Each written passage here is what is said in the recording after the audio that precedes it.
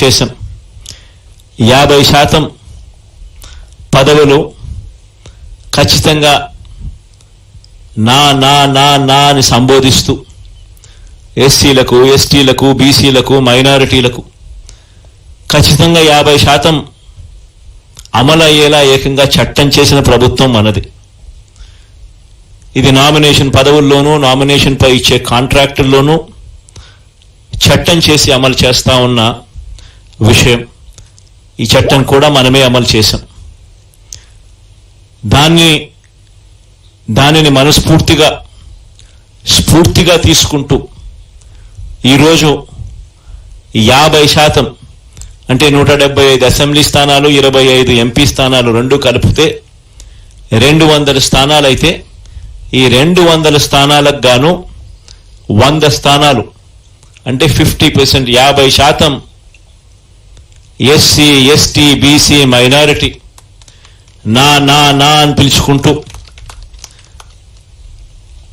50% సీట్లు ఏకంగా వీరికే ఇవ్వగలగడం ఇది చరిత్రలో, ఆంధ్ర రాష్ట్ర హిస్టరీలో ఎప్పుడూ కూడా కని విని ఎరగని ఘట్టమని కూడా చెప్పడానికి చాలా సంతోషపడతా ఉన్నా. ఈరోజు ఒకసారి గమనించినట్లయితే ఏకంగా 59 స్థానాలు 200 స్థానాలకు గాను బీసీలకే కేటాయింపులు చేశాం. 175 అసెంబ్లీ స్థానాలకు 48 అసెంబ్లీ స్థానాలు, 25 ఎంపీ స్థానాలకు గాను బ్యాలెన్స్ 11 స్థానాలు బీసీలకే కేటాయింపులు జరిగింది. ఆడవాళ్లకు కూడా ఇంతకు ముందు కన్నా బెటర్గా చేశాం. కానీ ఇది కూడా నాకు ఇంకా సంతృప్తిని కలిగించడం లేదు. బహుశా నెక్స్ట్ ఎలక్షన్లకు వచ్చేసరికి దీనిని ఇంకా వేగంగా కూడా అడుగులు వేయించే కార్యక్రమం చేస్తా ఉన్నాం. 200 స్థానాలకు 24 స్థానాలు అంటే 12% అక్క చెల్లెమ్మలకు ఇవ్వగలిగాం. కానీ ఇది కూడా నాకు పూర్తిగా సంతృప్తి కలిగించే అంశం కాకపోయినప్పటికీ కూడా బట్ లాస్ట్ టైం కన్నా బెటర్గా చేశాం. బహుశా మిగతా ఏ పార్టీ కన్నా కూడా బెటర్గానే ఉంటుందని అనుకుంటా ఉన్నాను. లాస్ట్ టైం 19 ఇస్తే ఈసారి 24 దాకా తీసుకొని పోగలిగాం. ఇది కూడా ఒక విశేషమని చెప్పాలి. కానీ నెక్స్ట్ ఎలక్షన్లకు వచ్చేసరికి ఇంకా దీన్ని ఖచ్చితంగా ముందుకు తీసుకొని ఇంకా పెద్ద సంఖ్యలో ఇంకా నెంబర్లు ఇచ్చే కార్యక్రమం ఖచ్చితంగా జరుగుతుందని కూడా చెప్తా ఉన్నా. ఈరోజు మనం రిలీజ్ చేసిన ఈ లిస్టులలో గమనించినట్లయితే ఏకంగా 77% మంది వీళ్ళు ఈ 200 మందిలో ఏకంగా 77% మంది గ్రాడ్యుయేట్స్, ఆ పై చదువులు చదివిన వాళ్ళు. ఎమ్మెల్యేలకు సంబంధించి 175 మంది ఎమ్మెల్యేలకు గాను 75% గ్రాడ్యుయేట్స్, ఆ పై చదువులు చదవగలిగిన వాళ్ళు మనం ఎంపిక చేయగలిగాము అని కూడా చెప్పడానికి కూడా సంతోషపడతా ఉన్నా. మైనారిటీస్కి కూడా ఇంతకుముందు 5 స్థానాలు ఇస్తే ఇవాళ 7 స్థానాలతో మైనారిటీ సంఖ్యను కూడా బాగా పెంచగలిగినామని చెప్పడానికి కూడా సంతోషపడతా ఉన్నా. మొత్తం మీద 50% నా అని పిలుచుకుంటూ ఎస్సీ, ఎస్టీ, బీసీ, మైనారిటీలకు ఇవ్వడం అన్నది చరిత్రలో నిలిచిపోయే ఘట్టంగా మరొకసారి చెబుతూ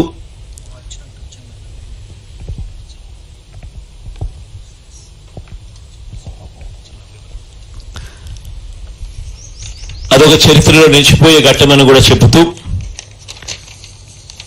ఈ ఎన్నికల్లో దాదాపుగా 81 స్థానాలలో ఎమ్మెల్యేలను మార్పు జరిగింది.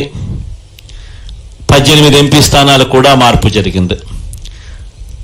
అంటే దాదాపుగా 99 స్థానాలంటే దాదాపుగా దగ్గర 50% స్థానాలలో మార్పులు కూడా చేశారు. ఇది కూడా చరిత్రలో ఒక నిలిచిపోయే ఘట్టమే. ఎందుకంటే ఈ స్థాయిలో మార్పులు చేయగలిగిన ధైర్యం బహుశా ఎవరికి ఉండకపోవచ్చేమో. అది కూడా వైఎస్ఆర్ కాంగ్రెస్ పార్టీకి మాత్రమే ఆ ధైర్యం ఉందని కూడా, ప్రజల మీద ఆ మేరకు నమ్మకం ఉందని కూడా చెప్పడానికి కూడా సంతోషపడతా ఉన్నా. కానీ మార్పు కాబడిన వాళ్ళందరికీ కూడా, ఎవరైతే కూడా టికెట్ రాని వాళ్ళు ఎవరైతే ఉంటారో వారందరికీ కూడా మనస్ఫూర్తిగా చెప్తా ఉన్నాను, రాబోయే రోజుల్లో దేవుడి దయతో ప్రజలందరి ఆశీస్సులతో మన ప్రభుత్వం ఏర్పడిన తర్వాత వాళ్ళందరికీ కూడా ఔచితమైన స్థానం ఖచ్చితంగా ఇస్తూ ఏదో ఒక రూపకంలో వాళ్ళందరినీ కూడా దగ్గర తీసుకునే కార్యక్రమం ఖచ్చితంగా జరుగుతుందని కూడా వాళ్ళందరికీ కూడా భరోసా ఇస్తా ఉన్నాను. కని విని ఎరగని విప్లవాత్మక మార్పులతో ఈ 5 సంవత్సరాల పాలన సాగింది.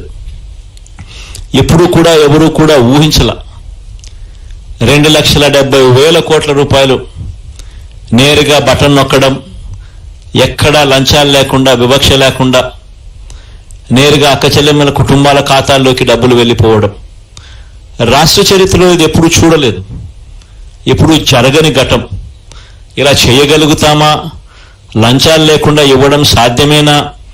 వివక్ష లేకుండా అసలు ఇవ్వగలుగుతారా అనే పరిస్థితి నుంచి కాదు, ఇది సాధ్యమే అని ఈ 5 సంవత్సరాల పరిపాలనలో ఎప్పుడు చూడని విధంగా గ్రామ స్థాయిలోనే గ్రామ సచివాలయాన్ని తీసుకొని రావడం, గ్రామ స్థాయిలోనే ప్రతి 50-60 ఇళ్లకు ఒక వాలంటీర్ వ్యవస్థ తీసుకొని రావడం, వీటి అన్నిటి ద్వారా పారదర్శకంగా లంచాలు లేని వ్యవస్థ, వివక్షకు చోటు లేని వ్యవస్థ ద్వారా 2,70,000 కోట్ల రూపాయలు అక్క చెల్లెమ్మల కుటుంబాల ఖాతాల్లోకి వేయడం అన్నది దేశ చరిత్రలో సువర్ణ అక్షరాలతో ఎప్పటికీ కూడా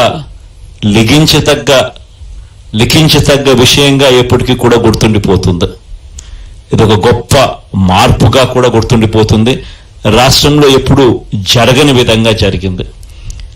ఇది ఒకటే కాకుండా గ్రామాలు మారాయి, గ్రామాలలో పరిస్థితులు మారాయి, స్కూళ్ళు బాగుపడ్డాయి, హాస్పిటళ్ళు బాగుపడ్డాయి ఎప్పుడూ చూడని విధంగా, వ్యవసాయం బాగుపడింది ఎప్పుడూ జరగని విధంగా, మహిళలకు విమెన్ ఎంపవర్మెంట్ ఎప్పుడూ కూడా జరగని విధంగా, కంటికి కనిపించే విధంగా మార్పులు చోటు చేసుకుంటూ విమెన్ ఎంపవర్మెంట్ జరిగింది. సామాజిక న్యాయం అన్నది మాటలకు కాదు, మొట్టమొదటిసారిగా సాధ్యమే అని చెప్పి చేయించిన ప్రభుత్వం, చేసి చూపించిన ప్రభుత్వంగా ఈరోజు వైఎస్ఆర్ కాంగ్రెస్ పార్టీ ప్రభుత్వం నిలబడగలిగింది అని కూడా చెప్పడానికి గర్వపడతా ఉన్నా. వీటన్నిటి వల్ల కూడా ప్రస్ఫుటమైన మార్పులు ప్రతి గ్రామంలోనూ కనిపిస్తూ ఉన్నాయి. ఈ మార్పులన్నిటి వల్ల దేవుడు ఆశీస్సులతో మళ్ళీ 2-3 నెలల్లో మళ్ళీ ఖచ్చితంగా ప్రమాణ స్వీకారం చేస్తాం. సామాజిక న్యాయం అన్నది